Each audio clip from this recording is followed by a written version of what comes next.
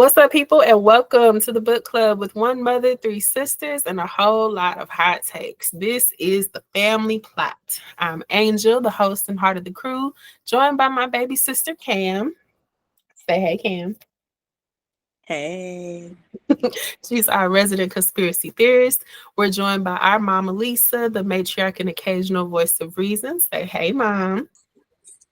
Hey, Mom. And we are joined by Glenna, my sister-in-law, with the insightful take. Say hey, girl. Hey, girl. All right, so here's how we get down. Each month, we discuss a book of our choosing, and every week, I'll share a brief summary of the chapters we've read. Then we each pick a discussion question to answer. We'll also share our first impressions, predictions, and whatever else comes up along the way. So if any of that interests you, pull up a chair, pour some tea, and get cozy as we get into this month's book right here on the Family Plot, where every chapter digs deep. Y'all, it's week 4. Let's get into it. All right. Yes, because I have thoughts. I see your hand raised. Go ahead, Mom. Can I do first impressions? We're gonna do first impressions. I'm ready for first impressions. We are gonna talk about it. Don't you worry. Because I have notes. I saw that laundry list of notes you had prepared for the day. I'm ready for it. Okay. What was you finna say first? Nothing. I was just getting slides together so that we can get on into it. All right. Final chapter, 32 through the epilogue. And here we go. All right. So basically, I don't have like paragraphs this week because energy's a little low, but I just got 10 main points. So this is what had happened. Malik's love for Alexis deepens, but her secrets and betrayals shake his trust. Number 2, he learns Chancellor Taryn once loved his mother Lorraine, but fought against her descent into dark magic. Number 3, Kumale's betrayal reveals Malik's memories were altered, hiding Lorraine's role in banishments, murders, and the Bakor alliances. Number 4, major battles erupt. Malik, Alexis, Tay, and friends fight Kumale, Danye, and the Bakors. Number 5, Mama Aya sacrificed her life to protect Malik, grounding him in heritage even as he grieves. Number 6, Lorraine briefly returns, confirming herself as an enemy. Number 7, Malik leans on friendships with Savan, D'Lo, Elijah, and Tay to choose resilience through loss. Number 8, after Mama Aya's funeral, Malik inherits the Scroll of Vidan, unlocking ancestral fire, visions, and power. Number 9, he accepts his identity as protector and legacy bearer for his people. And number 10, the epilogue shows Malik returning to Cayman University with a new purpose, but a warning from Professor Tituba Atwell reveals the real revolution is just beginning. Baby. First impressions, mother. Go ahead. Get into it, girl. Get into it. You on mute. I said we was gonna find out what Danya had against Malik. And let's be real, it was not that boy's fault that he took out his parents when he was 8 years old. He knew what the heck he was doing. But he held that grudge for 10 long years. I'm just saying. But anyway. And then I said, I think it was Cammie said it, but I was thinking it. Something was up with Alexis. It was Cammie that said it. Yeah, because we was liking her, but we didn't like her. And I wasn't liking her. And it was because she knew something. Something was up with her. And then wait a minute. But let's make matters worse. You know the boy in love with you. You gonna put out the poo nannies and then gonna be betraying. I'm sorry. I'm a too little mad at her. And then gonna come back at the end time I loved you. I know you didn't. No, that said that. No, she didn't. She ain't love him. She was just doing what she was doing to get what she wanted, and then just like he said, her people, her people. And yeah, but I did say, I think we were talking about Mama Aya last week and how because Angel was saying she didn't want her to die. And I said, I believe some was up with that. And so in your summary, you touched on her passing and his grieving, but I think it was more too, or and correct me if I'm wrong, but what I gathered was her sacrifice wasn't just to give him the ancestral stuff. Her sacrifice was in her trying to locate him. So she sacrificed her life in locating him, because Professor Tara made mention to, had I known she was going to do that, I would have told her beforehand. But by the time I realized that it was too late, she had already made the sacrifice. So she sacrificed, and because she put out the spell to find him, and that's whatever she had to do that is what the essence of her having to lose herself, her life, in order to do that. And I think, like you said, but in essence, it was to pass on the ancestral magic. Because let's be real, 200 years, I'm tired. I'm tired. I'm over. I ain't hit the century yet, and I'm tired. I'm tired at 34. I was tired at birth. So I get it, girl. I get it. I get it. When she said when she said she knew Moses, Mother Harriet Tubman, that let me further know. Yeah, you tired. I ain't mad at you.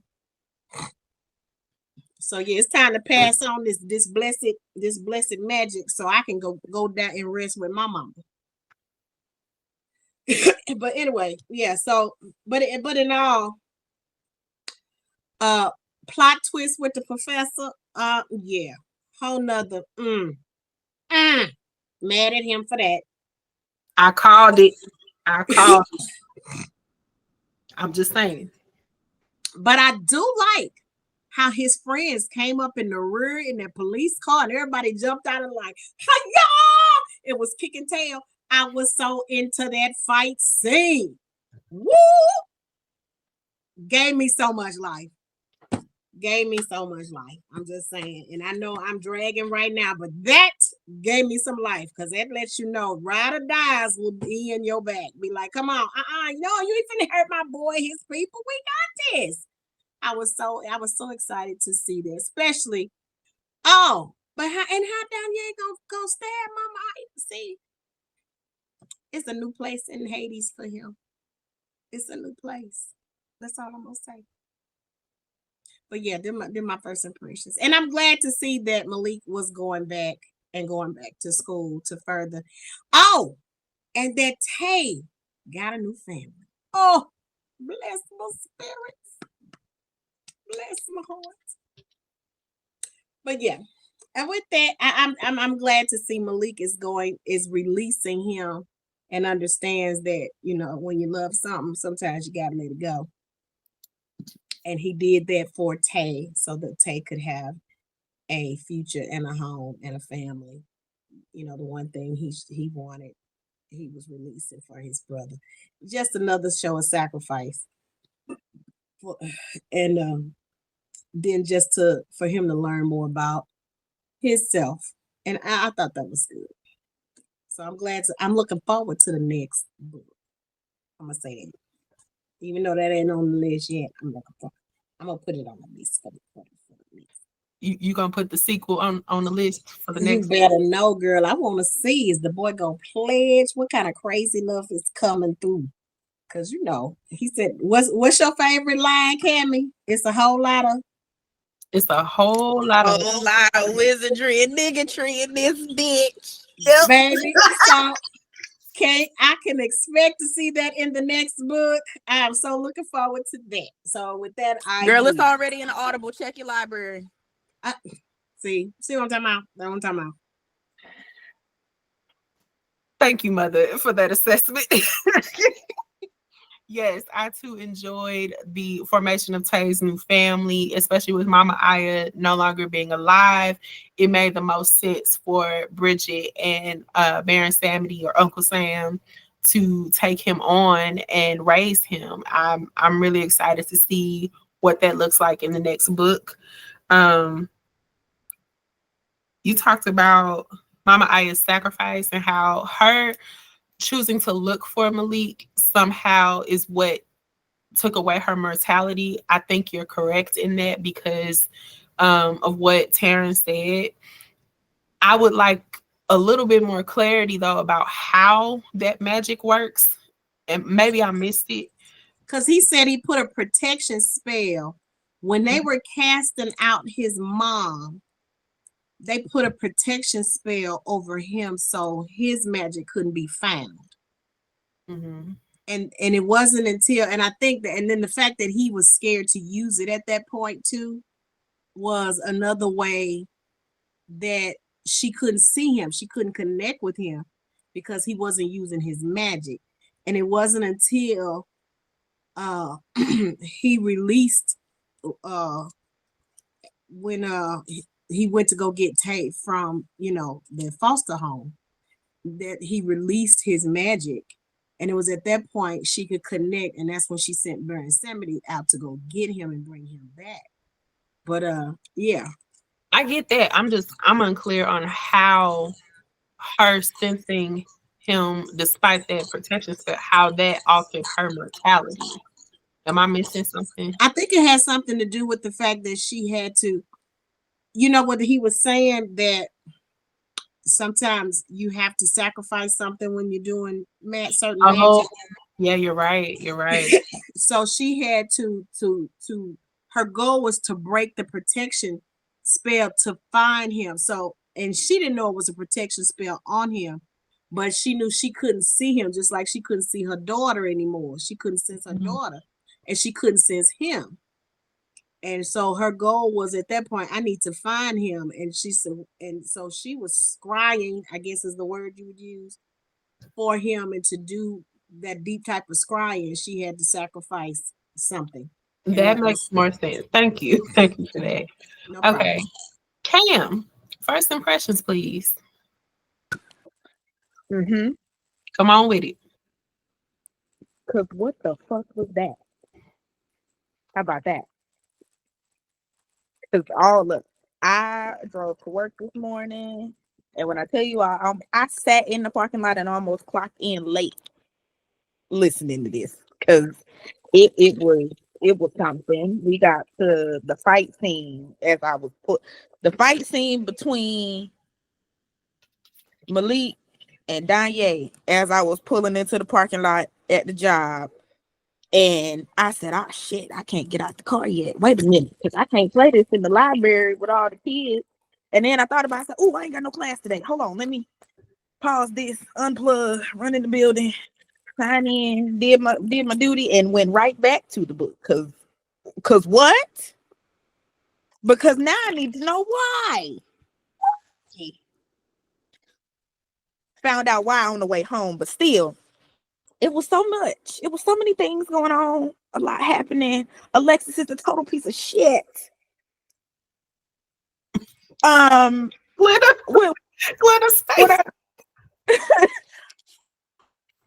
Alexis was a total piece of shit. What I call Empress, total bitch. Not biatch. She was a bitch. Cause don't play with my man's feelings like feelings like that. I don't like it. I don't like how she played him. Talk about, oh, I'm so sorry. Man, you know what you did. You can miss me with the bull. You know what you did. And you knew what she was doing. And she could try to pull the, well, I tried to tell. No, you ain't try hard enough, babe. You ain't try hard enough to tell me the information that I needed to know before pants came off. You didn't try hard enough. So then we got there. One thing I really did love in this section was seeing the development of all his different friendships and how strong they held up, because what was not on my bingo card was 3 big niggas hopping out the back of a police car coming to fight. Not on my bingo card. So I really, really enjoyed that. I still want to know who the pappy.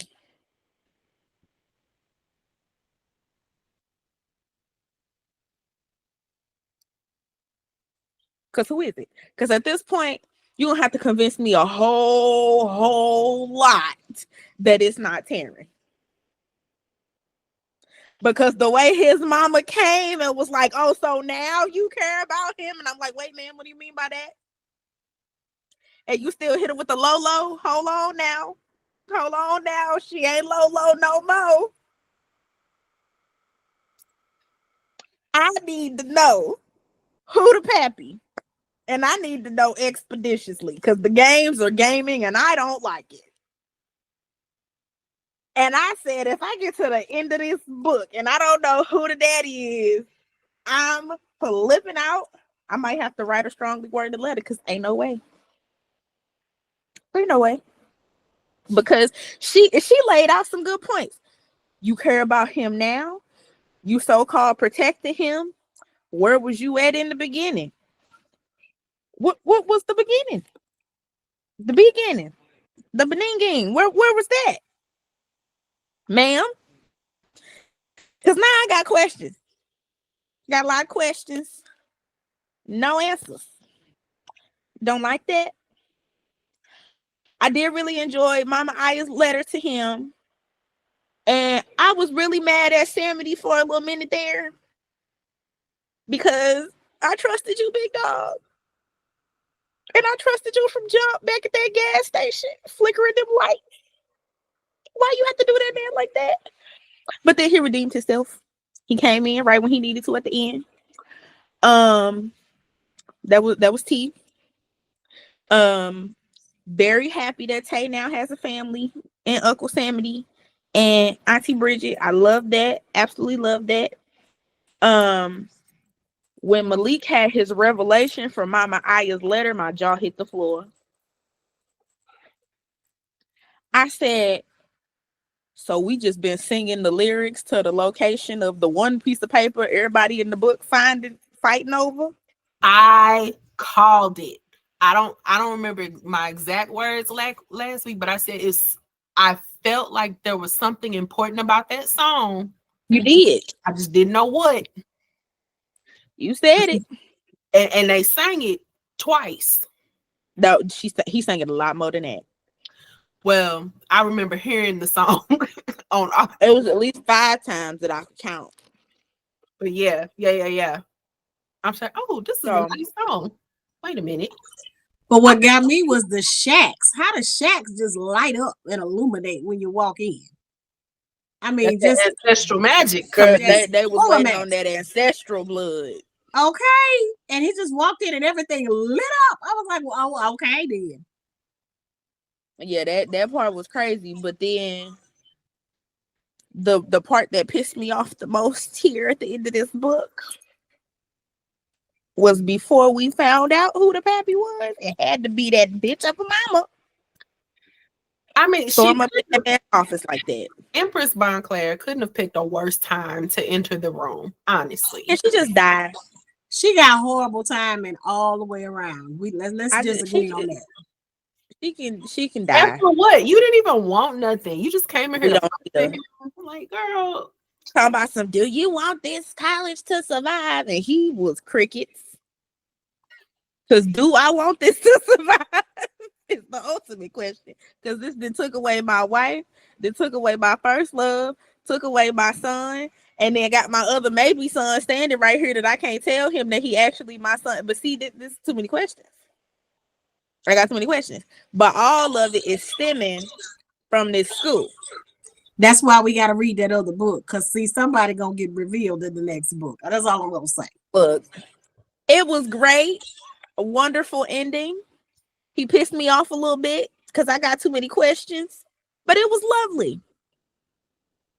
And with that, I yield. Thank you, Cam. Glenna, are you able to give your first impressions? No, that's fine. I will get into my first impressions. I I was right. Girl, so was I. I was right. That's my first impression. I knew Kamala was sus. Lorraine was too big for her britches, and she got so evil they had to exile her. On one note, it's kind of giving mommy issues. I don't know if the author has some mommy issues, but that's what it's kind of giving for me. What else? Oh, Miriam's song was important after all. Mama Aya did die, and I still think Terrence the daddy. I was right.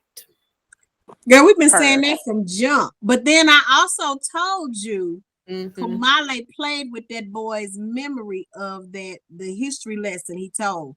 You remember that came out? I told you something was up with that.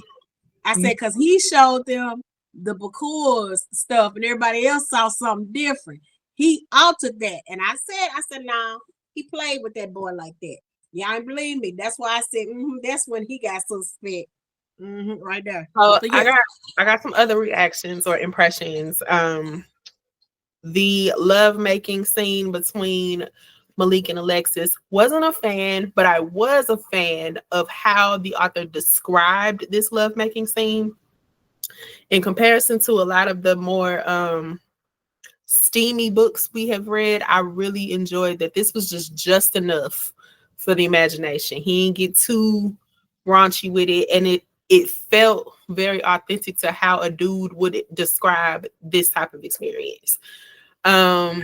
Also, I was very shocked to find out that the ring, Taryn's ring and Lorraine's necklace were lovers' gifts between the two of them. Really shocked to find that out. And even more shocked to find out that Malik, having accidentally touched the ring, allowed him to see into Taryn's memories, which again makes me think you got to be the pappy, because Alexis said you can only do that if you have a very close connection with somebody. What closer can there be? Closer than a brother or a son, something like that. Also, the Bakur's battle scene at Mama Aya's, all I could think was everybody was kung fu fighting, especially when the crew hopped out of Antoine's squad car. That gave me very much Avengers Endgame, everybody coming out the little circles ready. I loved it. Lorraine, when she came out all nice and motherly and then very quickly changed into her true evil form, it was definitely giving Men in Black, the alien, when the cockroach became the actual cockroach and was just evil with the talons and the things. And that description really weirded me out a little bit. It also kind of put me in the mind of X-Men when Phoenix really just flew off the handle. It was like just destroying everything. Like, it's like, oh, we're there. She ain't Lolo no more. This Lorraine. She about to rain down fire on everything. And yeah, Miriam's song, being the lyrics of the song, the actual map to the location of the scroll. Chef's kiss. Chef's kiss. The Sankofa bird on the quilt Mama Aya was making, and that bird illuminating and then leading Malik to the shack. Chef's kiss. Chef's kiss. Like, I could literally see this all playing out as a movie. I was just so thoroughly pleased with that. I have some lingering questions, which I'm hoping will be addressed in the next book. Of course, I want to know, how did Kumale's brother die? And what caused Kumale to kill his own parents? The hooded figure with the black boots, I'm wondering, is that the same attacker that was in the storage room? Like, was that Lorraine? And if so, how was it Lorraine if she was exiled? Right? Like, who was in them boots? Because they mentioned Lorraine having similar boots. So I want to know who was trying to attack Malik in the storage room. Also, the going back to the ring for just a second, I'm wondering, is it really just the connection between Malik and Taryn that he could see his memories, or because it was lovers' gifts between him and Lorraine, is it his mother's magic on the ring that allow him to tap it and then tap into Terrence? I don't know. It's a theory. I'm not really sure. But yeah. I got some predictions, but I'll say that for later. And with that, I yield. Oh, I see hands. Okay. Who raised first? Mom? Cam? Go ahead. I'm gonna answer some things. Mama got that Lorraine boot question because I also want to know, because Kumale said that Malik's blood had to be used to bring her out of the thingy that she was in, and that's why he cut his arm. You're right, he did. Mm-hmm. Now, let's go back. What's some of them other questions you had? Because you said 2, and I had an answer, but I forgot what 2 they are. Okay, so my one of my other questions was, how did Kumale's brother die, and why did he kill his parents? Not worried about that. Okay, then it was the boots. Then it was the question about the boots, and Mom. Mom. No, you had the mom was gonna answer the questions about the boots. Okay, and then the last question was it his mother's magic on Taryn's ring that allowed him to touch it and then see into Taryn's memories, or is it a connection he has with Taryn that allowed him to see his memories? I don't think it is, because although Taryn was not, although Taryn was the first person he saw memories from, he is not the only person he saw memories from.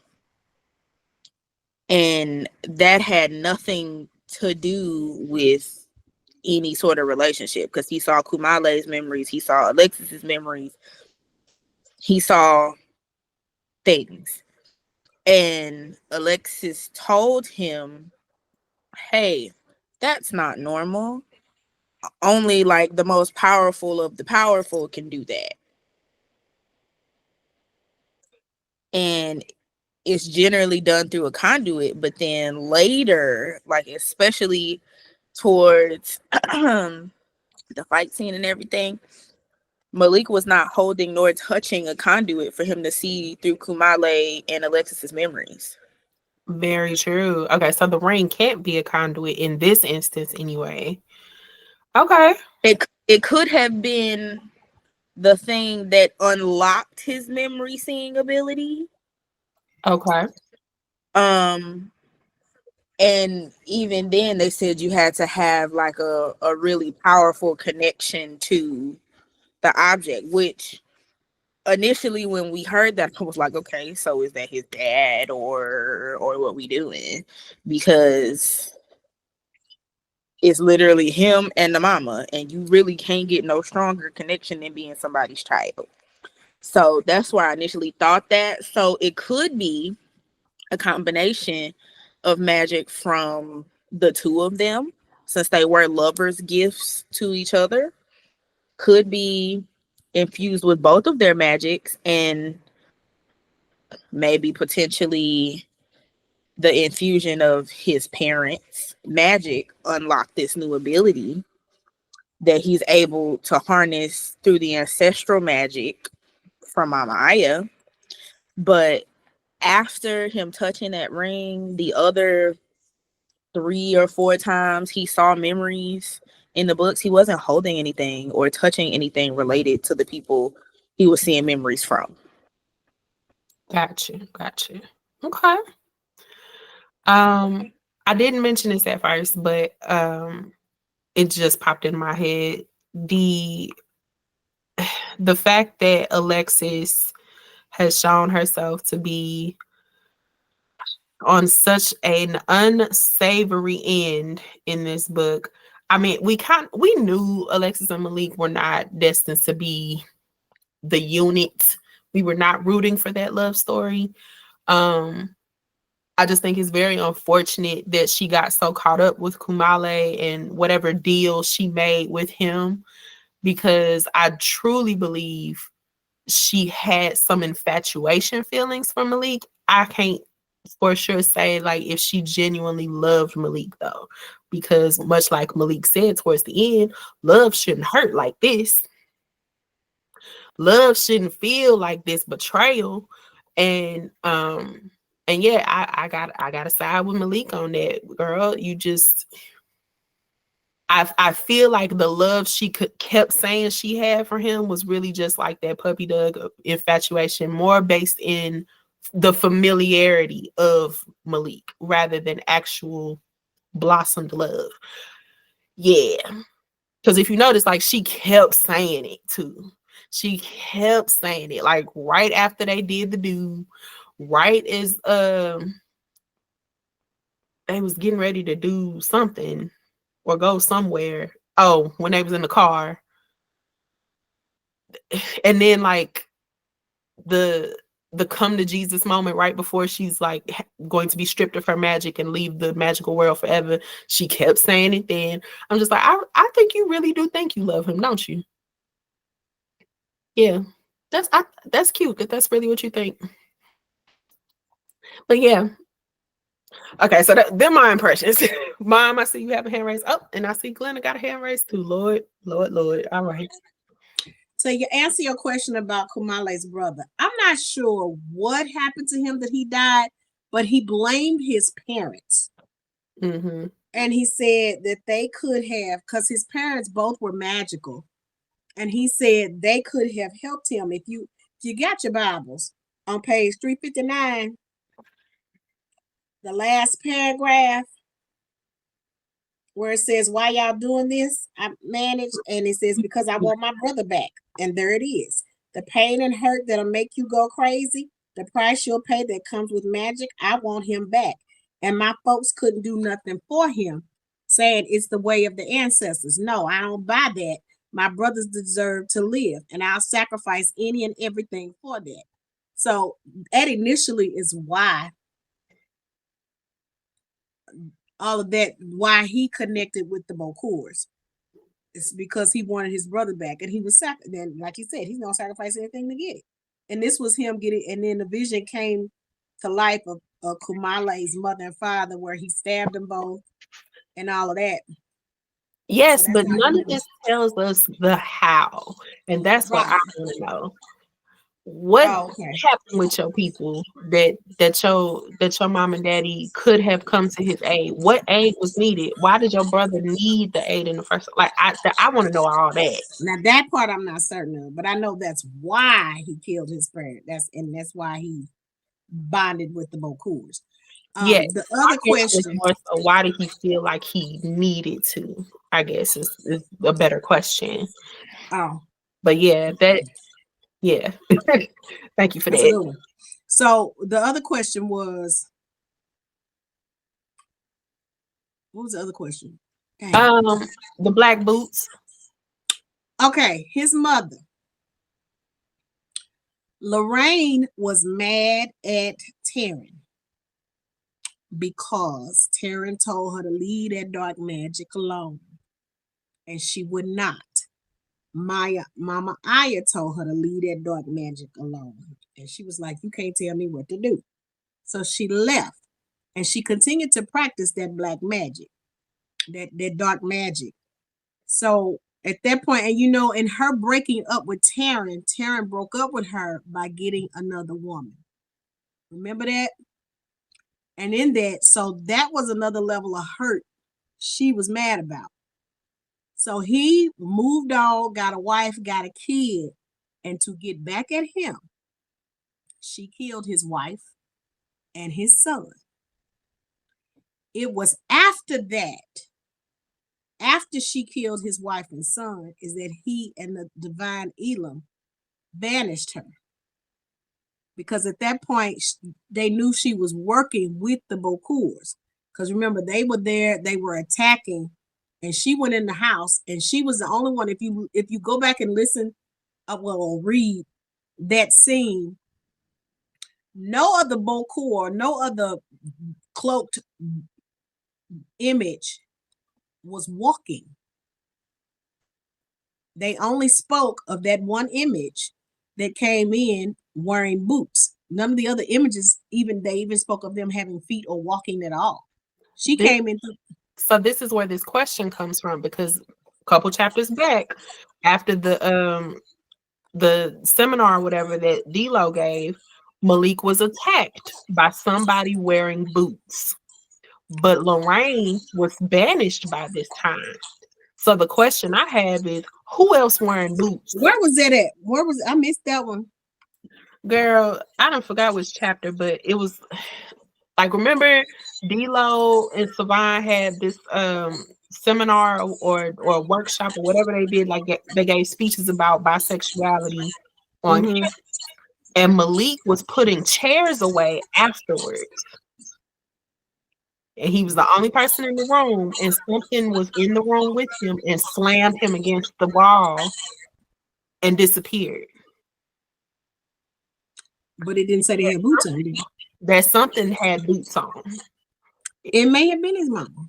I don't know about that. That's what's confusing me though, because if mama's still banished and needs blood to be I don't think that was his mom. I think that may have been, I don't know. I can't say for certain for that one, because for that one, the only way she could have come out was through his blood on that. Exactly. That's why I don't think for me. Who else wearing boots? Probably Alexis. No, because Alexis was with Savon and Elijah and D-Lo, and they all ran in at the same time to help him because they, whatever it was, then knocked him out. It could have been Kumale, because let's be real, he been on the D-Lo sneaky at this point.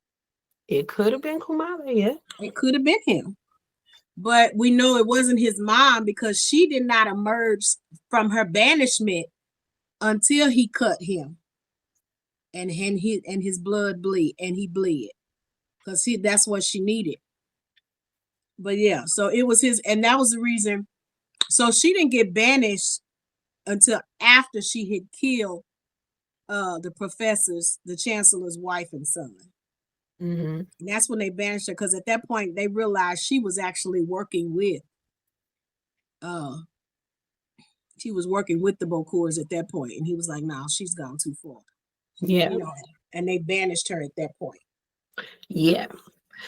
So that's why it was confusing for me, because Malik's only description of someone wearing boots was in the vision of his mother, and in his seeing her being remanifested. And it could have been Danye as well, because let's be real, Danye been on some real nigga stuff, trying to get a brother.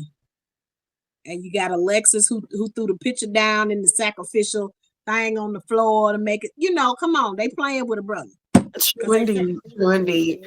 Glenna, are you ready to give first impressions, ma'am? First off, with regard to the boots, it could have been somebody that was just trying to mess with him. True. Yeah. So,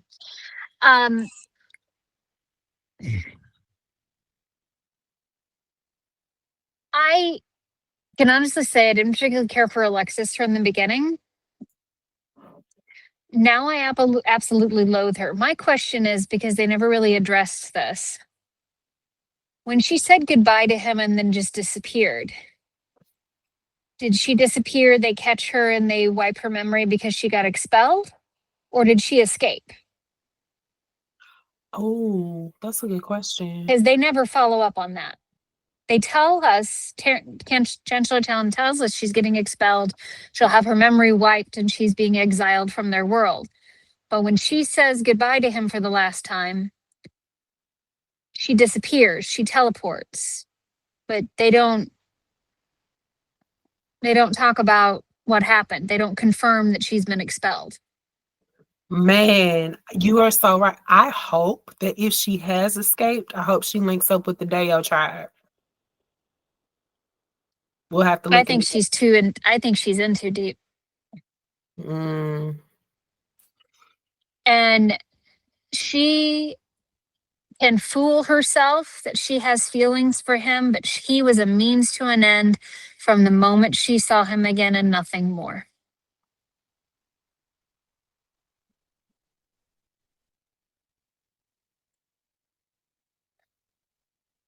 And if you start looking back at the previous interactions, she played on a sense of jealousy by kind of hinting that she was with somebody else, but then immediately denying it. And yeah, no, that girl knew exactly what she was doing. She got exactly what she wanted out of the situation. And only when she was faced with him directly did she start to actually regret it.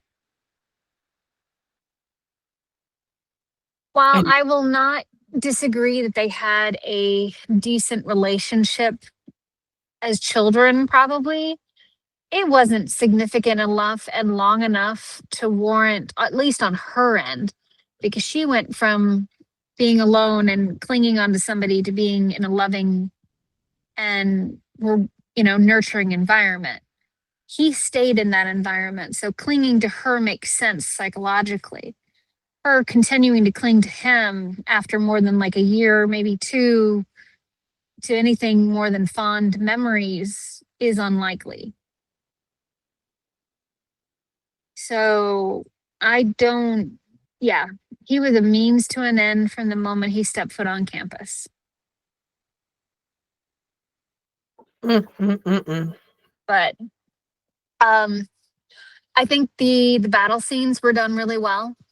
I do have to agree with the comments regarding the people rushing out of the cop car to the battle scene was priceless.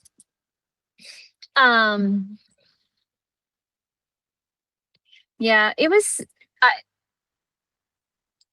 I kind of had a feeling with the Professor Kamale, so that didn't surprise me. I think the complete personality shift that he took in the way he spoke was a little jarring, but not unexpected.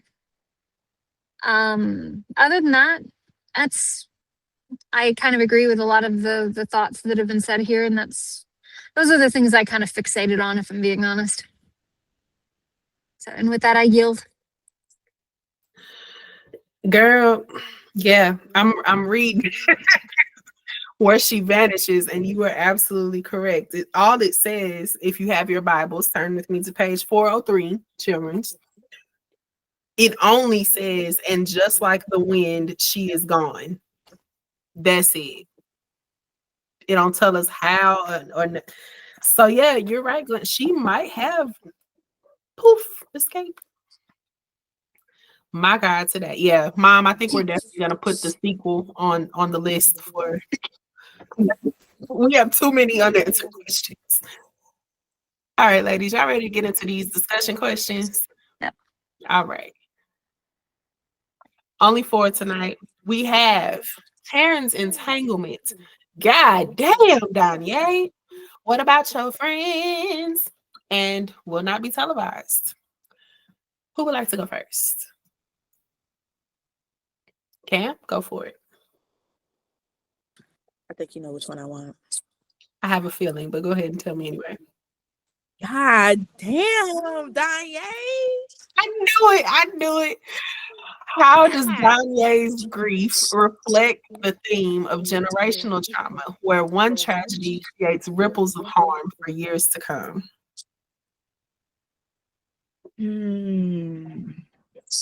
I felt bad for it, bro, for like 2 seconds. 2. Because then I remember what we was doing. And then I was like, it's giving projection. Something that old folks do. And they pass that stuff through the line. A lot of projection. We don't want to take accountability. We don't want to accept apologies. And we misplace blame on anybody in the room. Oh, you cooking with grease today, Cam. And why don't we take this one by one, shall we? So projection. You are upset. I got to talk to him like I talked to my first grader. I understand. And it's gonna be okay. nothing we can do about it now. You being angry right now ain't gonna bring them back.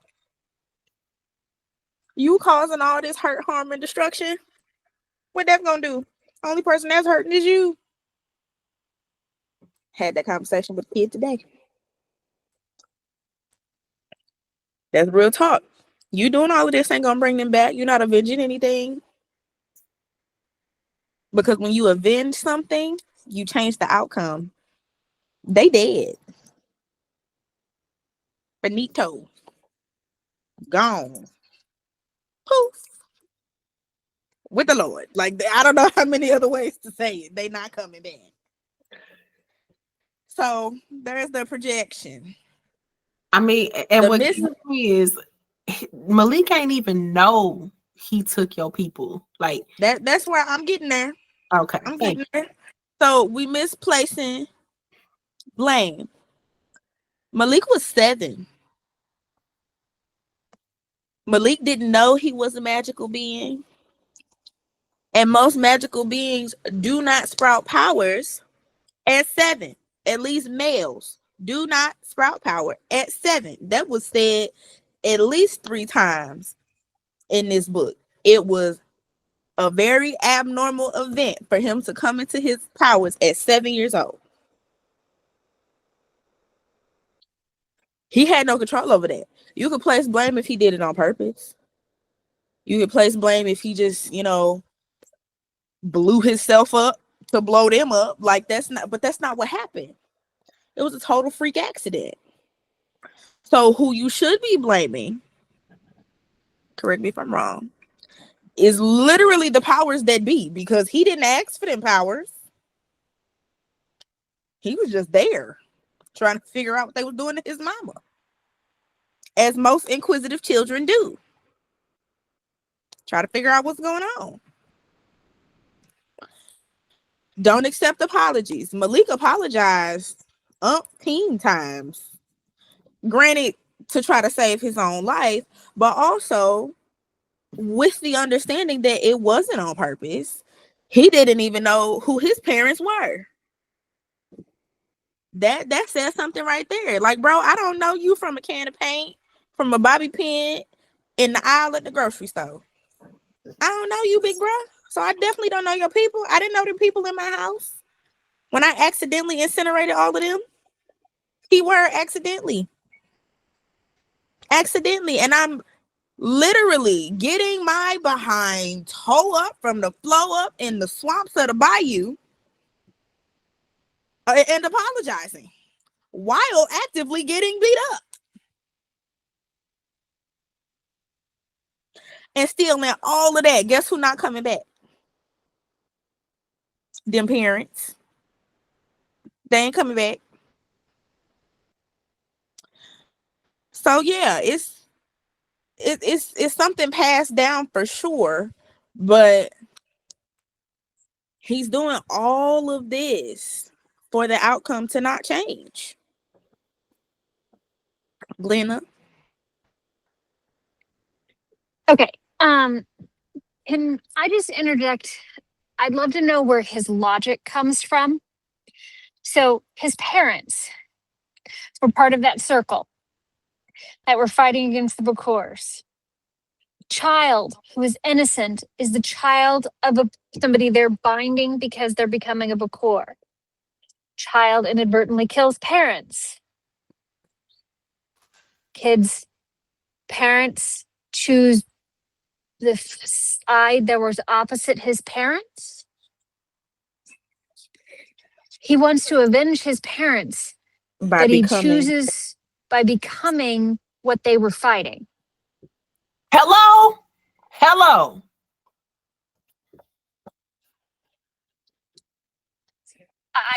The logic doesn't logic here. And don't. The math just ain't mathing.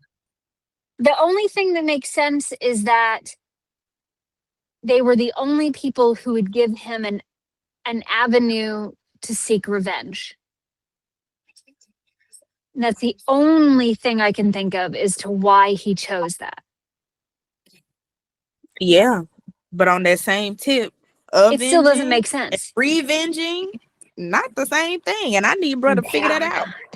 It's also it makes me curious as to what are the terms and conditions of the deal that Kumale may have made with him, much the same as Alexis. Mm-hmm.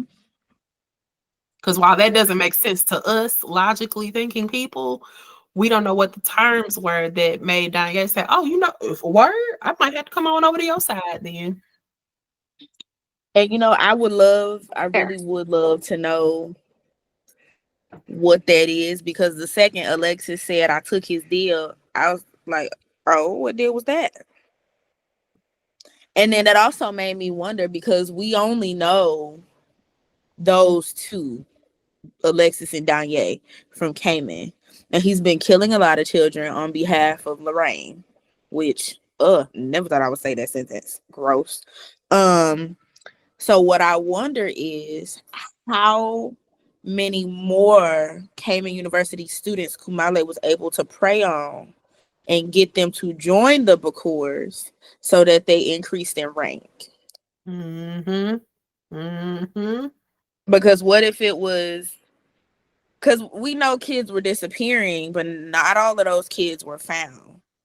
So what if in them taking their magic, they really were just training them to increase their ranks for the next war? Well, it seems as if Kamale picked kids who were already hurting. That's what I'm saying. Yeah, so they're angry. So that's what I'm saying. How many more KMU students was he able to prey on? And instead of it being, oh, I killed them and for their magic, so to speak, did instead we train them up to use their magic in the next war? I like where you're going. I do like it's a thought. Be like this that's how my wheels were turning, because I'm like, these are the only two that we know of. And they brought this little small battalion to Mama Aya's and had this fight. But there are so many students that disappeared.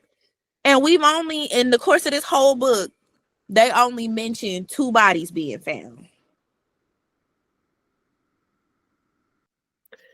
Child. And they mentioned, or at least Empress, whatever that helper's name is, she mentioned that the university, I'd be killing Lena every week. She mentioned when she was going off on Taryn during Malik's ear hustling that enrollment had dropped 20% because of, all the events going on. And I'm like, okay, well, I know that that's because a lot of their students were disappearing. So I went from there and was like, okay, but we ain't found no bodies yet. And then I'm like, okay, we've got a whole 42 chapters and we only found 2 bodies. Where are the rest of these kids?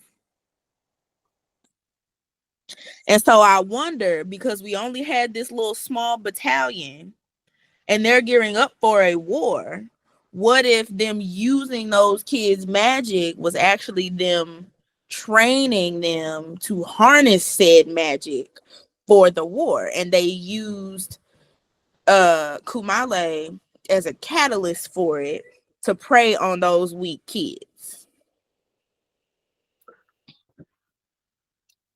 It's probably a mixture.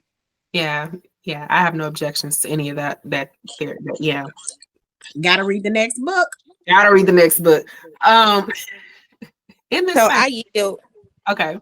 In the same vein, though, since you have yielded, you touched on a lot with this generational trauma here, and I just find it so interesting that people like Danye, people that people we know in regular life, it's just so much easier to complain and find disdain with other folks' actions or perceived flights against you rather than to take ownership for your own actions. I just find it interesting. And that's all I gotta say on that. But yes.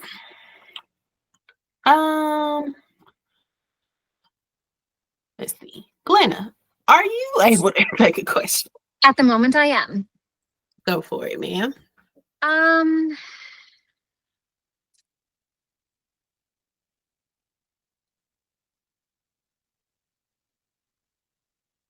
Parents' entanglement. Taryn's complicated history with Malik's mother reveals deep personal and political entanglements. I'll be with you in a moment. How does this affect your view of him as a leader?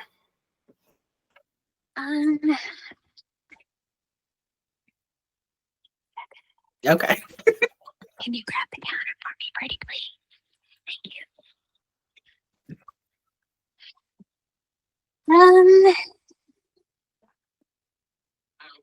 Honestly, despite the kind of drama with Malik, the fact that he's had these kind of personal entanglements with somebody who was struggling on the path, as well as having to balance the different political spectrums, it actually makes me think of him more strongly as a leader, because he's had to deal with the conflict and he's chosen, while not always communicated correctly, he's always chosen the righteous path. He tried to help her, and when he couldn't help her, they did what they had to do in order to protect the community. It might not have been the best communicated decision to both Mama Aya and to Malik, but made the decision.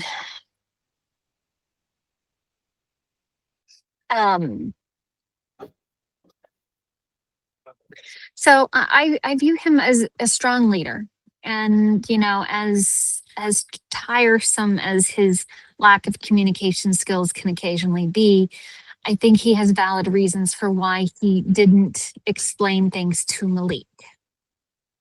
That being said, he has absolutely no excuse whatsoever withholding any of that information from Mama Aya.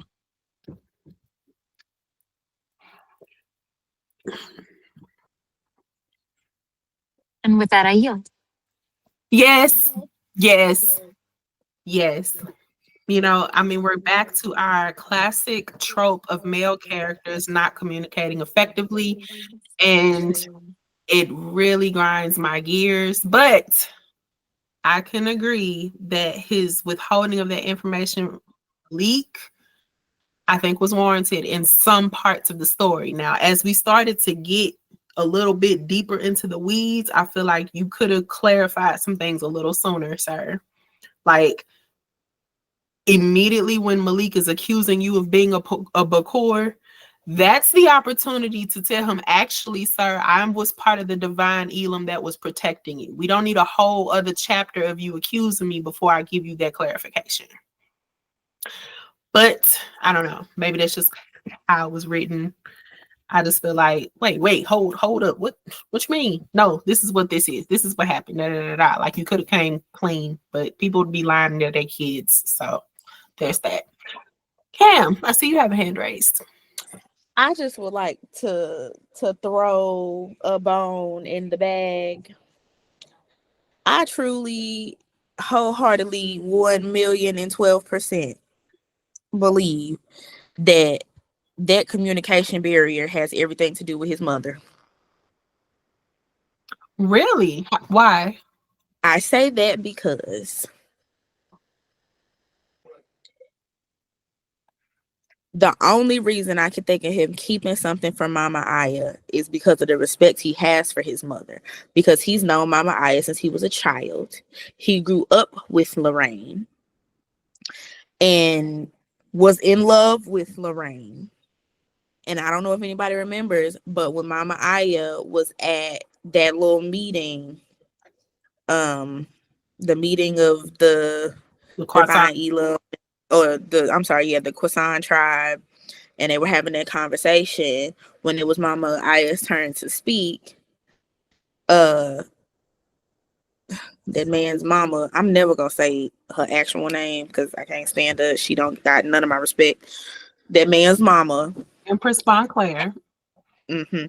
had a fake smile on.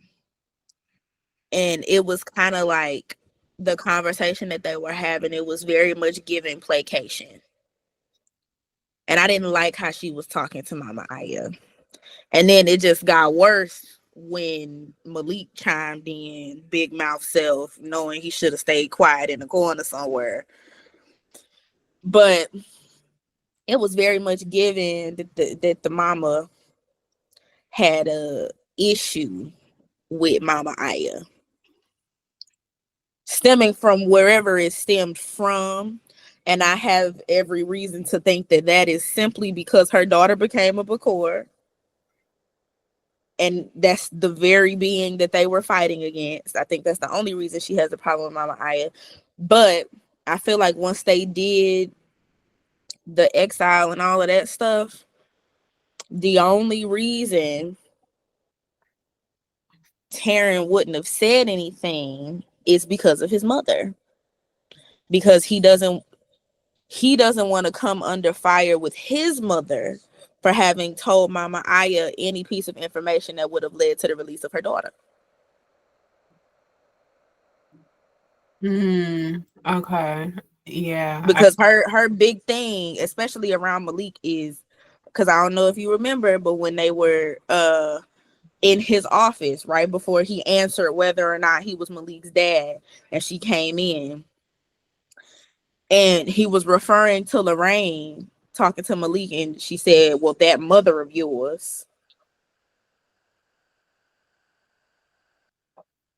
Because she don't like her either, because she's the reason for all the havoc. And to be honest, I don't think anybody at this point likes Lorraine.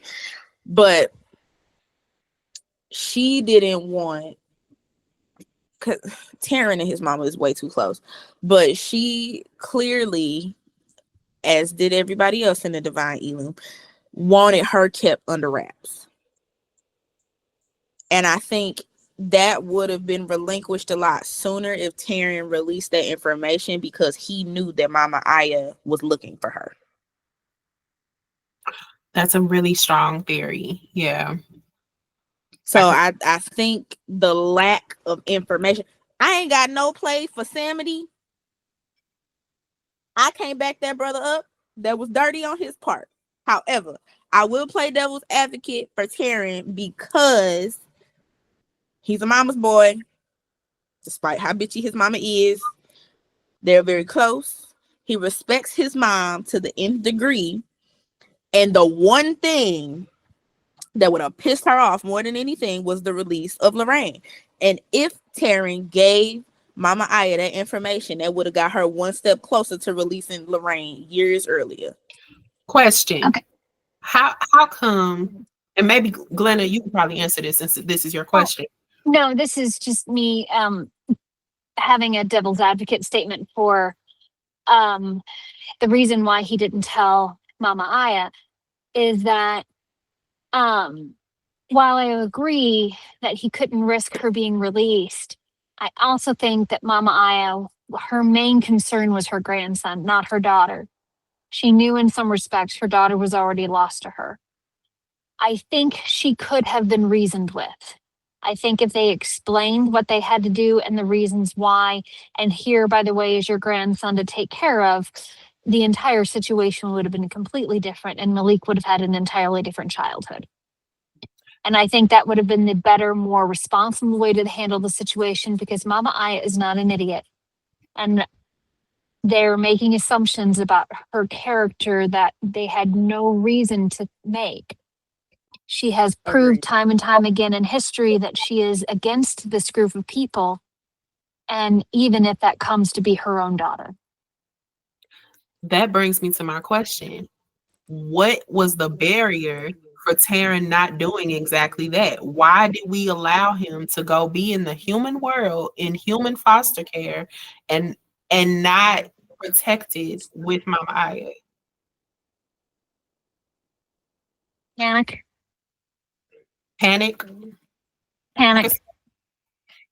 The situation imploded on him. Panic.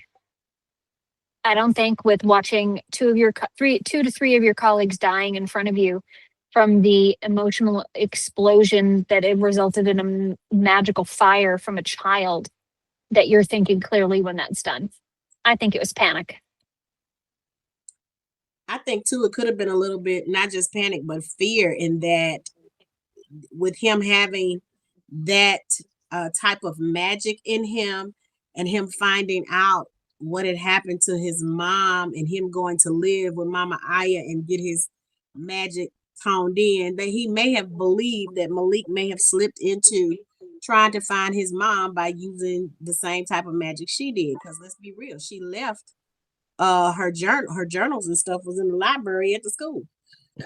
And in turn, this is what he did as a teenager, was trying to figure out what was going on. And they may have been afraid that he may have followed that same path.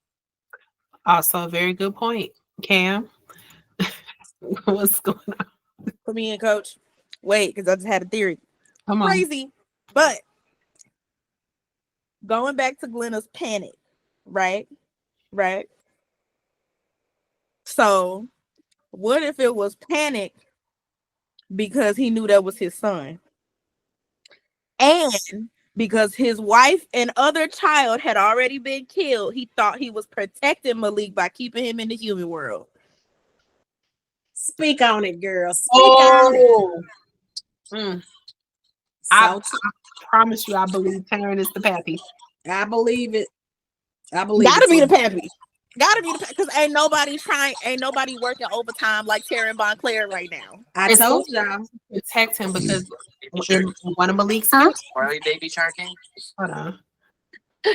Did you just say, why are you baby sharking? In all of Malik's visions, one of them anyway, he saw Taryn's outstretched hand with that little ring on, casting the protection spell over him. So you're right. He's working overtime to protect this boy. And for why? Because you the pappy. I told y'all that's that boy's daddy. We all agree, but I'm just saying you have to like pay me money and then hypnotize me and then wipe my memory to convince me that Taryn ain't the daddy. I'm through. Okay. I'm just saying.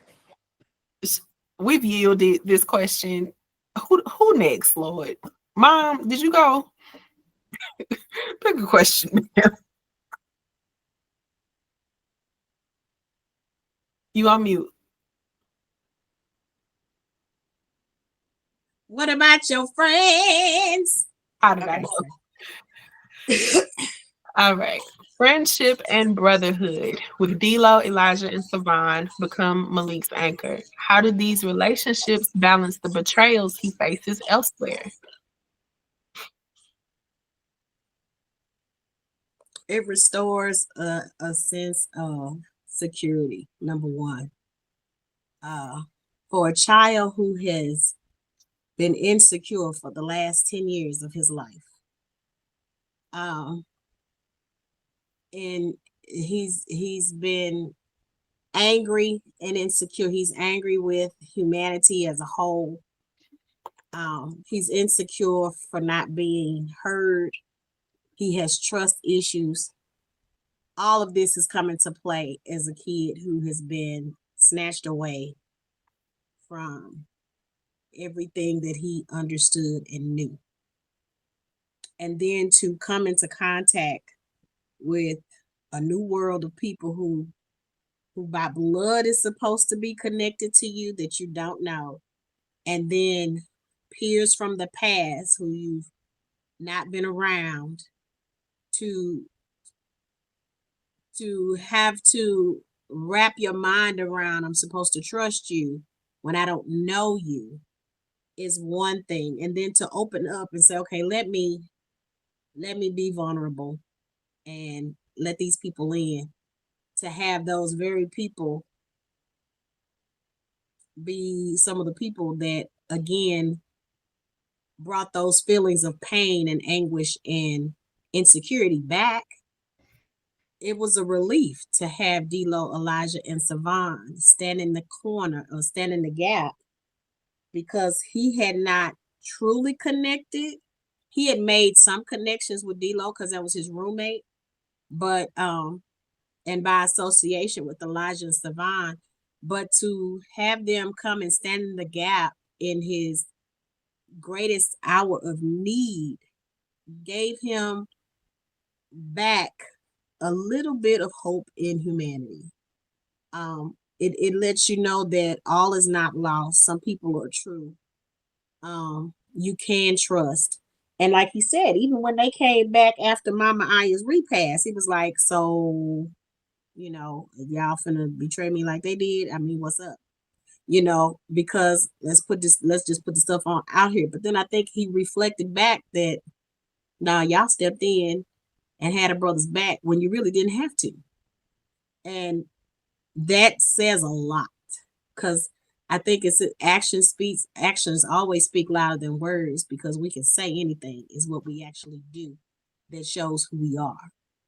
Because I could say I'm gonna be I'm gonna lose 50 pounds. It ain't until I lose it that it shows who I truly am, that I'm dedicated and for that.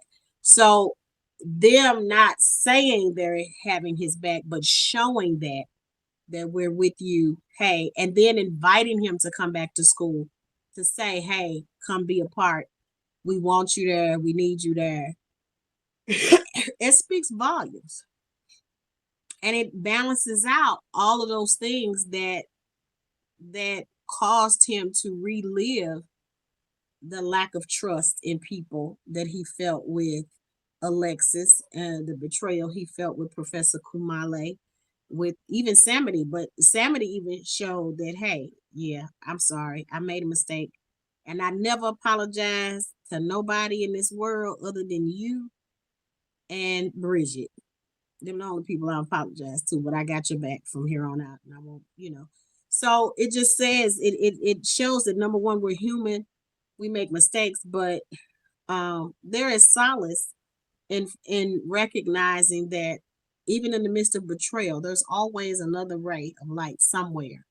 We just have to be willing to accept it. And in this case, he did accept that brotherhood and friendship with D-Lo and Elijah and Savon to help support him through not just his grieving of Mama Aya, but that whole transition of having to experience a battle, whether ready or not, because I don't think he was fully ready for that battle, but he took it on anyway. Because we all know he does not fully understand all his magic, but he understands that some things had to be done, and he wasn't alone in those. And those three gentlemen proved that in the midst of all of this, we still gonna support you. And so that helped to balance that rocky terrain he experienced of having not having trust and not being able to be secure, be insecure in who he was individually as a conduit and as this person and this magical being, and as a kid with a new family. All of those elements he's experienced, they just help solidify that he was not alone, and I think he really needed that. And with that, I yield. Wholeheartedly agree. I'm glad that Malik's heart had not been hardened to any further connection, because, like you said, he was definitely primed to not trust nobody ever again after the betrayals from Kumale and from Alexis and from Samity. He definitely could have taken a path that was like, well, nah, I ain't gonna trust nobody. But I'm so glad that D-Lo, Elijah, and Savine were able to reiterate for him that it is okay to connect and to trust and to open yourself up towards that very connection and love that you need. It's giving Black boy joy, and I'm here for it. Yeah. Any other responses on this question, ladies? No? Okay. All right. The last and final question of the evening will not be televised. The epilogue ends with Tituba Atwell declaring the revolution will not be televised. How does this line set the stage for future conflict, and what does it mean in both the magical and real world context? Who child?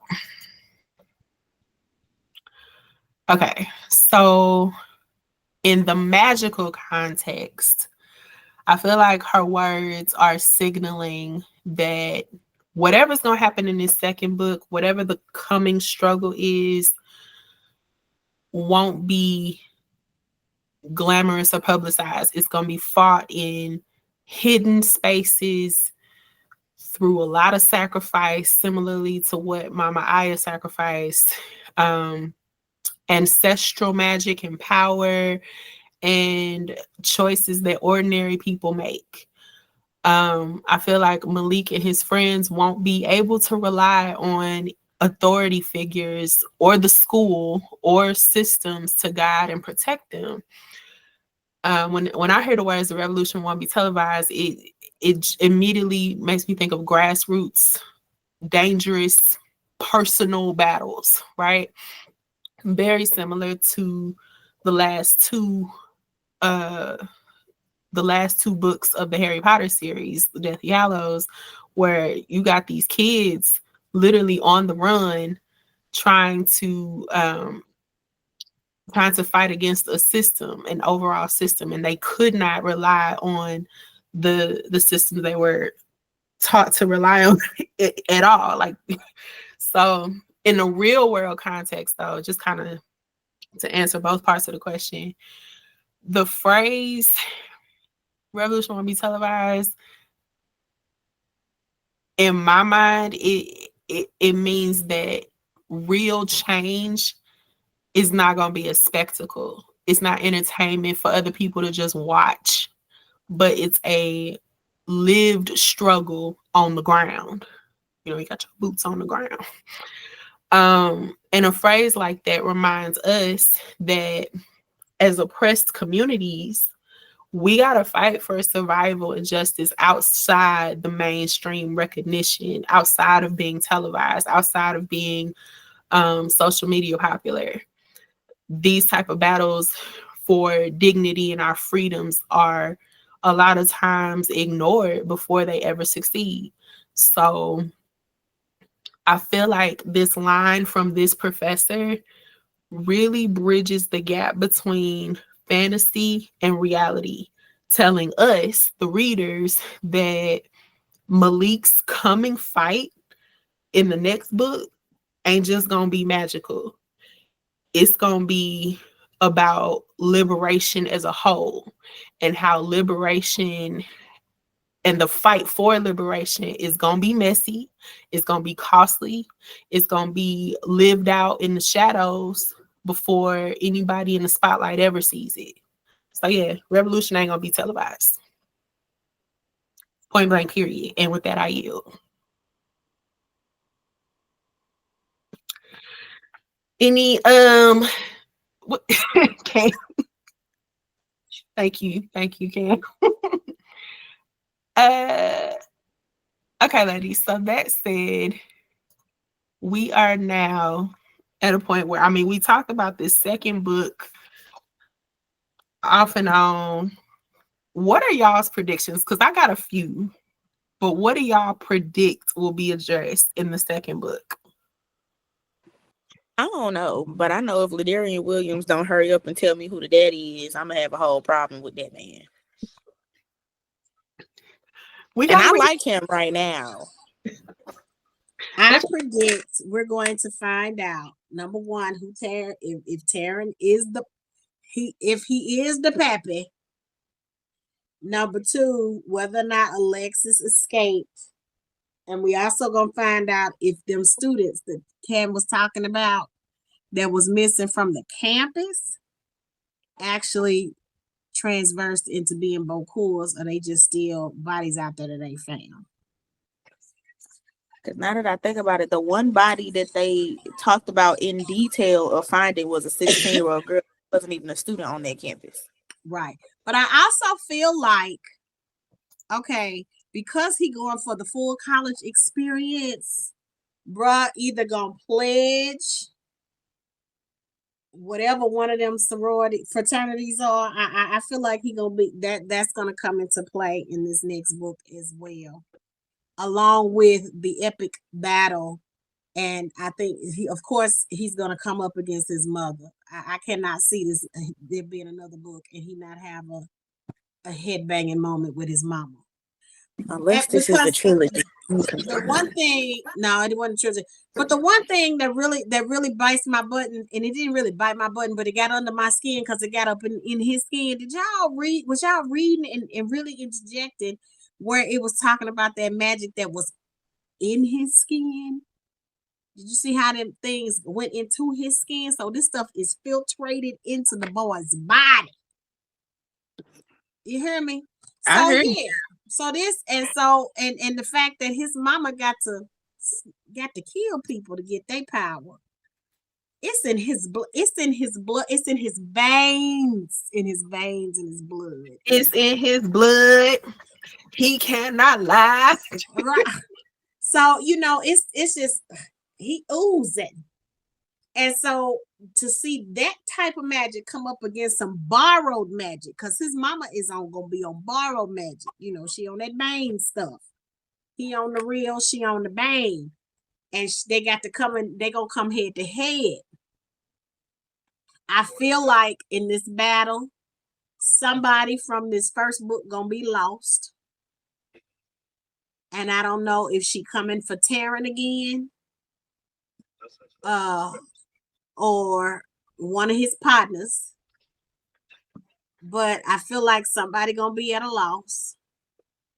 But yeah, I know I'm. I feel like in the end he's gonna have to sacrifice his mama,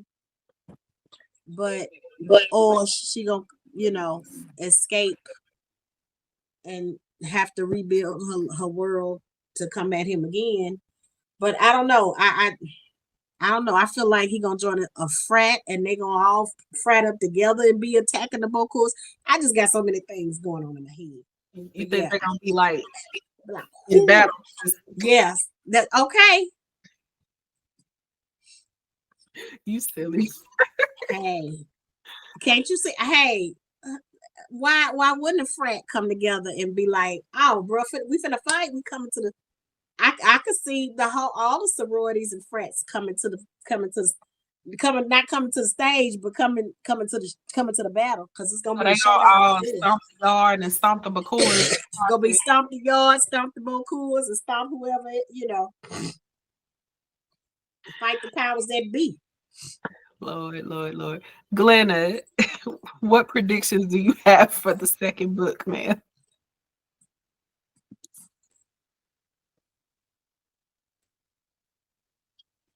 Oh, you're on mute.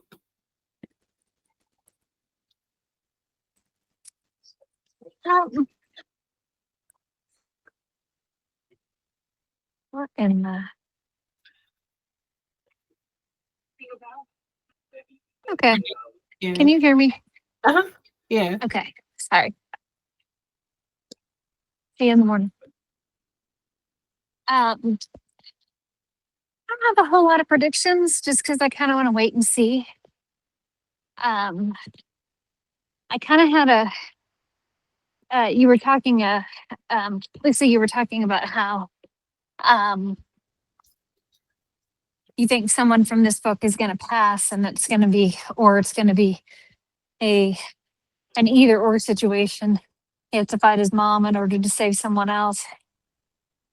I want to throw out there that the person he's going to end up saying is going to be Taryn's mom. That's who he's going to end up having to save inadvertently, not because he means to, but because it was the circumstances and the right thing to do. And it will breed a begrudging respect. Oh, I can see it. I can see it. I like that. Because here's the thing. She strikes me as propriety and decorum overall kind of lady, which is why if Malik is Terrence, it was obviously done out of wedlock and therefore not great in her eyes. But regardless of that, while I know it does happen, it's If he's Taryn's, he's her grandchild. Even if you didn't approve of the situation, he's still your blood. If he's Taryn's. Period. Exactly. So I have a proclamation, Lena, when you're done. Go for it. Oh, I just found out that this is supposed to be a trilogy. So there's okay, so there's 3. I thought it was just 2. Okay, great. The second one just released, but he intends for this to be a trilogy. My God, today. This is great. This is good news. We will be putting So you're excited about this one. You weren't excited about Kingdom of the Fear. No, not at all. Okay. Not at all. But that's okay. That's okay. Mm-hmm. We'll get through it. We all vibe with different things. I know. She just you see how her face just depletes. Yes. But it's then the she's black gonna boy like joy. by the end. It's the black boy joy. That's what it is. I think it is. I think it's the black boy joy. I think it's because I've always wanted to go to a HBCU and never got the opportunity. And then I loved Harry Potter. This whole thing just gave me chocolate Harry Potter. It just, Chocolate Harry Potter is hilarious. That's just what it gave, and I loved it. I loved every part. My predictions, Mom, very similar to you. I do feel like Lorraine is going to return as the central antagonist because she's now revealed as fully corrupted and powerful. I think she's gonna be the main threat. Of course, the Bakors are always a threat as well, but I think her hunt for the scroll isn't over. And because Malik now has this ancestral power, I think she might try to twist some of that for her own purposes. Also, towards the end, when Empress was fussing at Taryn, she mentioned something about the Deacons of the Crescent, and I feel like she might be hinting at a divided magical community because there's tension between the tribes already. And then I think that tension is probably going to heighten with faculty at the school because, Kamale gone. Who knows how many goons he had at the school. Who knows how many students were Bakors in training, like Cam mentioned. I feel like Empress Montclair's warning about Malik's potential to be destructive might hint that Malik can be caught between being viewed as a savior and a threat, which might lead him to be in conflict with the school overall. But anyway, I really want to see more of Dr. Atwell. I really want to see more of Savon and Delo's romance. I want to see what Empress Montclair in public relations is going to look like because she did say she was going to take over that role. I want to know, are we going to see Kumale and the Bakurs more, or are we going to get introduced to brand new enemies? I want to see if Antoine makes a return and in what way. And of course, the family dynamic between Samity, Bridget, and Tay. She was mentioned very briefly, but I wonder if Dominique and Malik might become a thing. I don't know. We'll see how I feel about that. Yeah.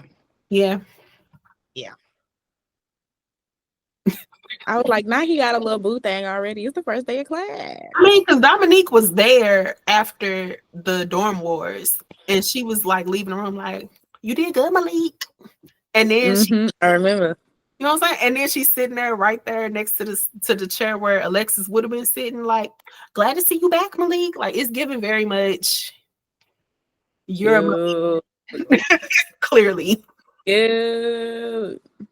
So even just those two interactions, I'm just like, okay, this might be an important character moving forward. I want to see what that looks like. Yeah. Any other lingering questions, anybody? Well, Sammy did tell him to get him a little song. He did. He did A lot of some, actually. to live his life. Yes. Yes, he did. And we know Malik is so great about following directions, isn't he?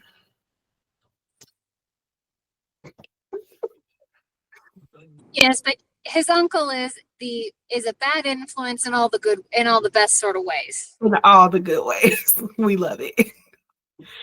All right, ladies. Any final thoughts before I give my closing remarks? No. All right. Here we go. Well, in these final chapters, Malik loses trust, faces betrayal, and endures heartbreaking loss. But he also finds strength, heritage, and belonging.